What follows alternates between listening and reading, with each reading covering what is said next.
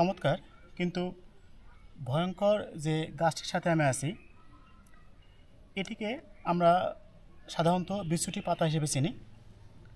এটির বেশ ভেষজ গুণ আছে, তবে এটির যেটি বড় সমস্যা যে এর গায়ে কিছু লোম আছে।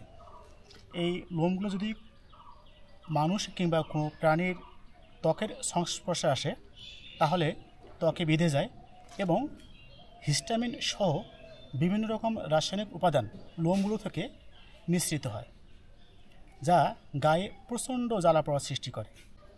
এটি বিষহরি পাতা, এরপর রক্তকেউটে কিংবা লাল বিশল্যকরণী নামেও পরিচিত। এই ভেষজ গুণ অনেক, তার মধ্যে একটি হচ্ছে যে এটি রক্তক্ষরণ বন্ধ করে।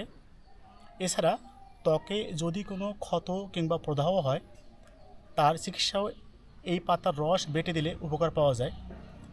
এছাড়াও মৌমাছি সহ বিভিন্ন পোকামাকড় কামড়ালে বা হুল ফোটালে যে যন্ত্রণা হয় সেই যন্ত্রণা নিরাময়ে এই পাতার যে রস সেই রস খুবই কার্যকরী।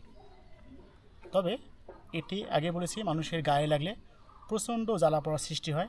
এ কারণে সাধারণত ঝোপে ঝাড়ে এটি বেড়ে ওঠে, কিন্তু বসতবাড়ির আশপাশে এই গাছগুলো জন্মালে সবাই তা কেটে ফেলেন।